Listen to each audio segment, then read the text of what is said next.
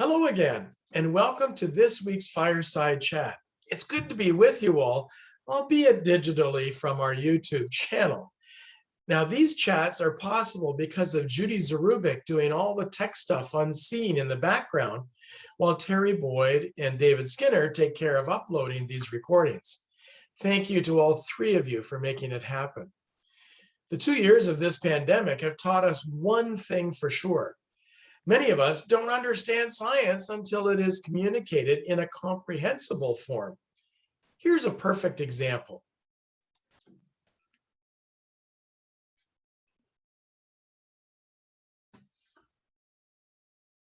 Making sure we understand the terminology and the specific context are also an essential element to our understanding. Otherwise, assumptions can confuse us.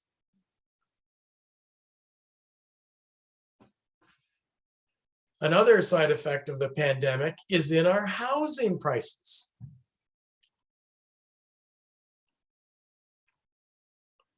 Thankfully, our pets help keep us comforted, at least until they trigger each other's instincts.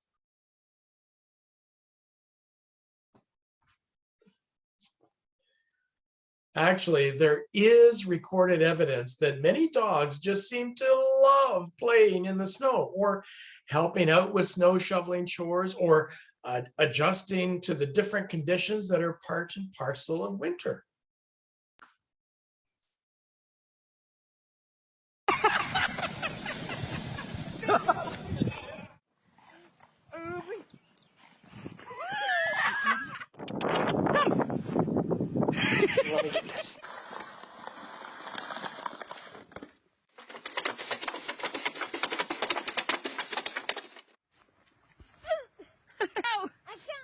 Are you standing?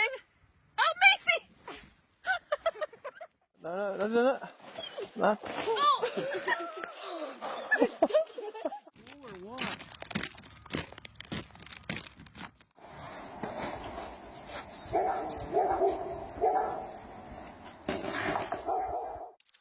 Kom igen!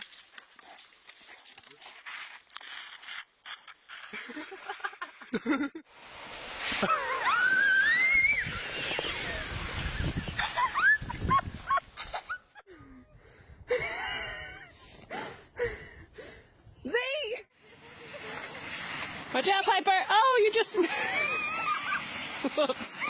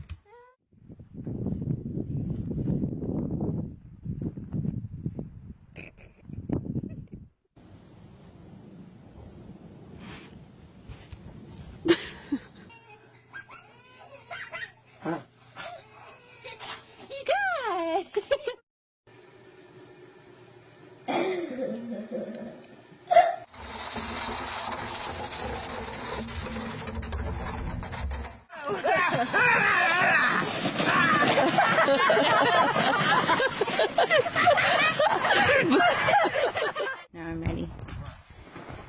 Okay.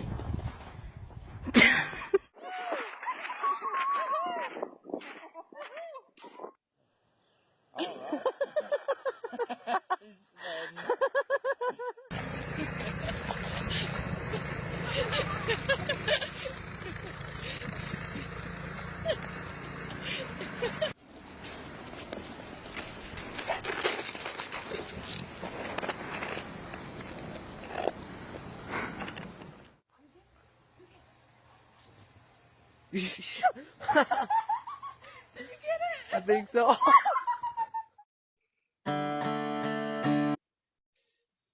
There There's certainly a joy that those dogs bring to winter playtime, something we can use in such a time of tense international conflict. I mentioned earlier that we often get confused when we don't consider the context of what we're hearing. Perhaps that's why I love puns so much. They play with language and with our contextual assumptions. As setup for this delicious pun, think of Australia and lemon meringue pies.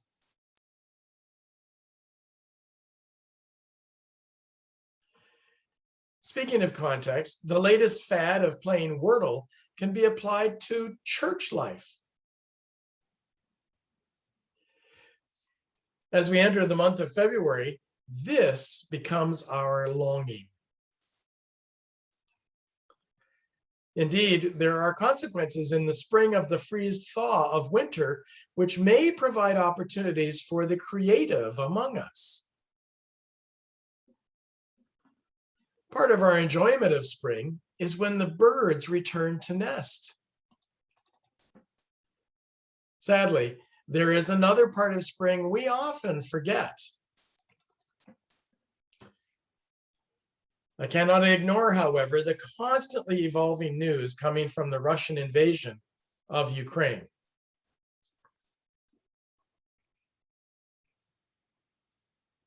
I must admit to a flood of emotions as I watch and listen to the news. However, I am aware that everyone is going through a similar flood of emotions. In an hour-long speech, Russian President Putin presented a confident version of world history that was rife with misinformation and outright lies. Then he asserted that the Western world powers needed to keep hands off his so-called peacekeeping mission.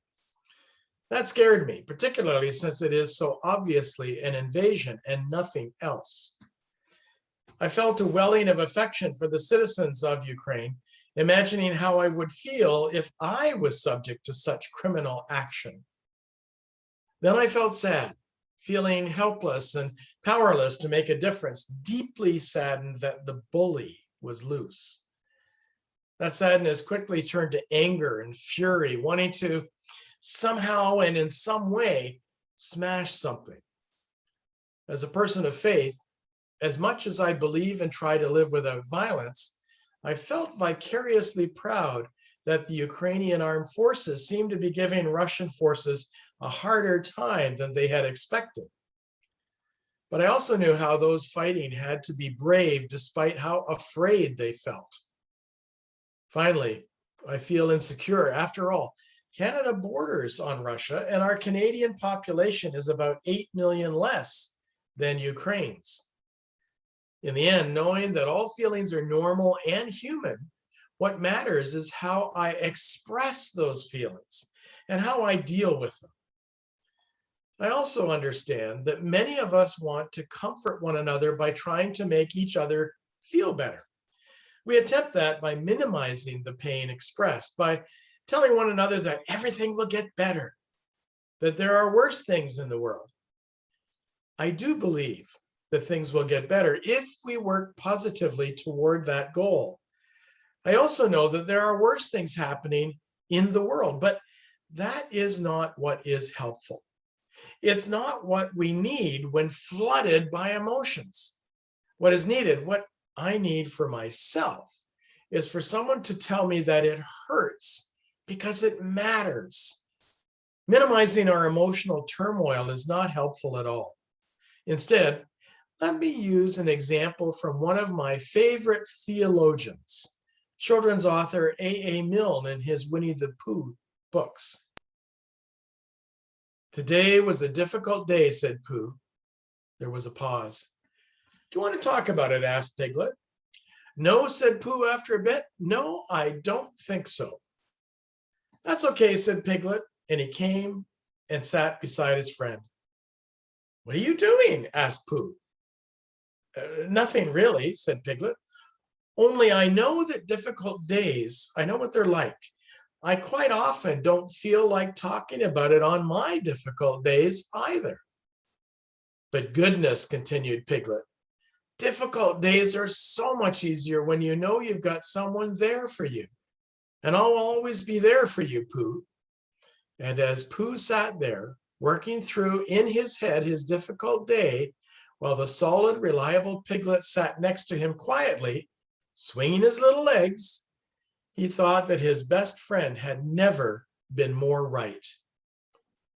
In many ways, at least for me, I know that the events in Ukraine are raising up so many emotions within me because I know how we are all connected. Just as the Southern African philosophy of Ubuntu declares that our humanity is defined by other humans around us, similarly, Jesus commanded those who follow his way to love one another as we love ourselves. An intimacy of connection, but also of interdependence.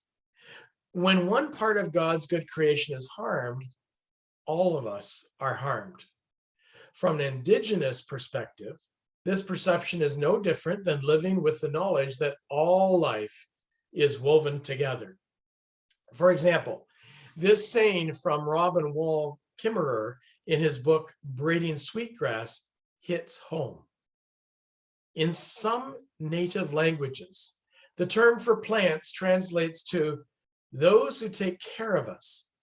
Similarly, we are connected with the people of Ukraine, and even with Putin and those perpetrating this invasion. What then can we do when faced with such an intractable problem? First, we must never stop believing that beautiful things can happen even in times of chaos. That is the hope of our faith within which we live. However, our approach must measure the context of each situation as it arises. As great Canadian playwright George Bernard Shaw once reflected, "The only man I know who behaves sensibly is my tailor. He takes my measurements anew each time he sees me. The rest go on with their old measurements and expect me to fit them." Now that may seem humorous, but completely meaningless when talking about the invasion of Ukraine. However, the context of each situation requires us to measure carefully, once again, how to react and how to live faithfully in each situation. Let me reflect on a much misunderstood series of instructions Jesus preached in his Sermon on the Mount in Matthew's Gospel from chapter 5. Jesus begins this passage with the Beatitudes, suggesting that those on the bottom of the social order will be blessed if they are faithful. Later in the chapter, Jesus tells the crowd that people of faith, those who follow Jesus' way, are like salt that makes the ordinary taste glorious. Then he assures the assembled that he is speaking as a person who is not abolishing the law, but as one who is fulfilling the law of Moses. A little later, he declares that we need to pay attention to our private thoughts so we can modify even our thinking to follow the path of self-giving love that Jesus modeled. What Jesus taught was a balance between individual rights and collective well-being. That healthy relationships are central to a life of wholeness, that our living can be a powerful counterpoint to conflict. Considering the Russian invasion of Ukraine, here is another of Jesus' teachings that make us stumble. You have heard that it was said, "An eye for an eye and a tooth for a tooth," but I say to you, do not resist an evildoer. But if anyone strikes you on the right cheek, turn the other also. That doesn't make sense to us because Jesus seems to be saying we need to roll over and become a doormat. However, context matters. Jesus tells the crowd violence isn't the answer. Contextually, in those days, if someone hit you, they did so with the palm of their hand. This was seen as demeaning to the person being struck, demonstrating control and power. If, though, you turned the other cheek, it forced the assaulter to strike you with the back of their hand, which in those days demeaned the person who was backhanding.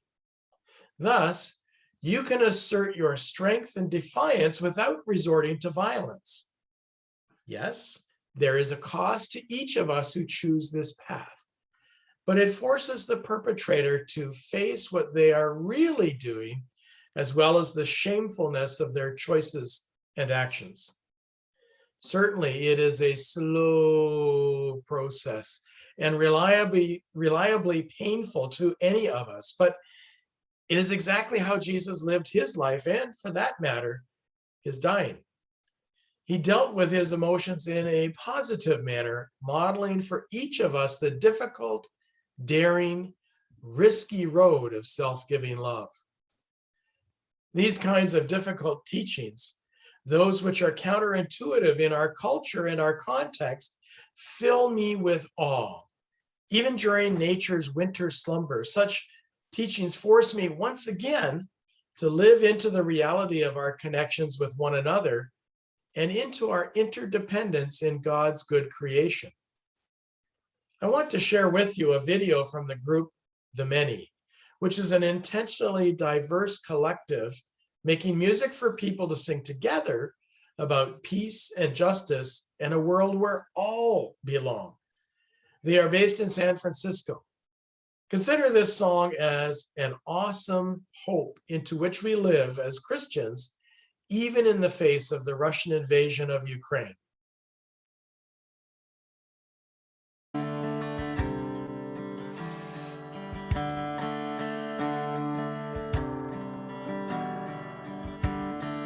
Tear down the walls, tear down the walls, tear down the walls between us. Tear down the walls, tear down the walls, tear down the walls between us. The clenched fist, the cordoned off heart, the borderlines always keeping us apart.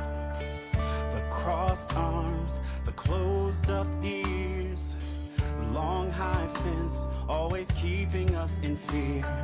Tear down the walls, tear down the walls, tear down the walls between us. Tear down the walls, tear down the walls, tear down the walls between us. Downcast eyes, the hard grip of hate, the words we shout and the words we do not say, the slow burn, the anger we feed, scarring souls with the lies that we keep. Tear down the walls, tear down the walls, tear down the walls between us. Tear down the walls, tear down the walls, tear down the walls between us. We bring the wood, the iron, the concrete, the fire. We build these walls every day. We carry the hurt, the fear, the shame and the tears, our beautiful barricades. These walls, we hate them, but these walls, we made them. But these walls, it's time to break down. Tear down the walls, tear down the walls between us. Tear down the walls, tear down the walls, tear down the walls between. Tear down the walls, tear down the walls, tear down the walls, tear down the walls.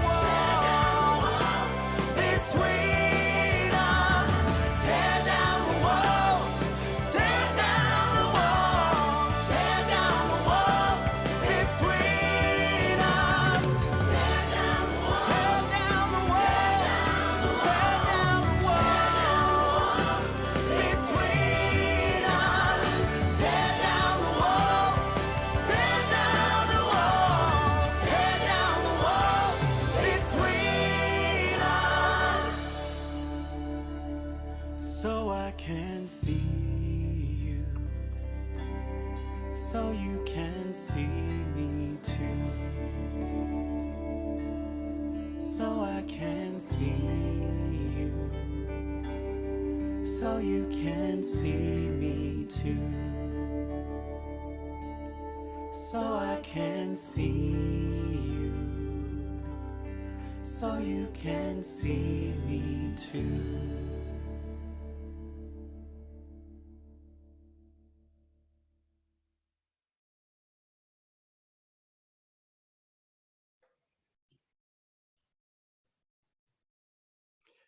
The words from that song that particularly catch me are the slow burn, the anger we feed, scarring souls with lies that we keep. When we don't deal in a healthy manner with our emotions, like the safe and trustworthy space Piglet provided for Pooh on his difficult day, it scars us. Again, the words that push me are, these walls, we hate them, but these walls, we make them. These walls, it's time to break them. I notice that it is within me that I must first begin the breaking of these walls we build, that I build. Holding that perspective, let's join in a prayer written by John Riddell, a writer, poet, and storyteller who hosts a Facebook site where he has conversations with God to sort out life's challenges. I can't make the world peaceful. I can't stall tanks from roaring down the roads. I can't prevent children from having to hide in bunkers. I can't convince the news to stop turning war into a video game. I can't silence the sound of bombs tearing neighborhoods apart. I can't turn a guided missile into a bouquet of flowers. I can't make a warmonger have an ounce of empathy.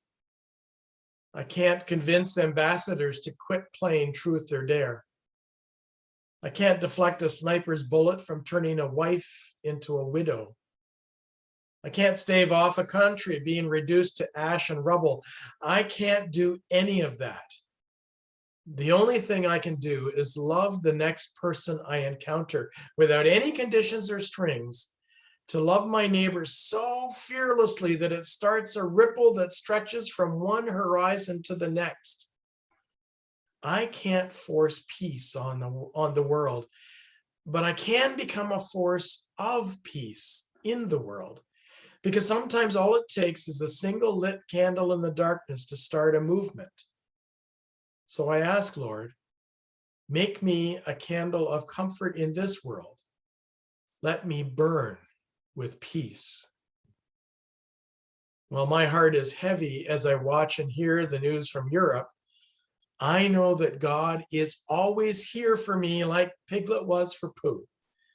I live in hope, always, even and especially when it is hard. I will be off next week to study the process toward reconciliation with our Indigenous neighbors, friends, and teachers. I look forward to seeing you in the same place in 2 weeks' time.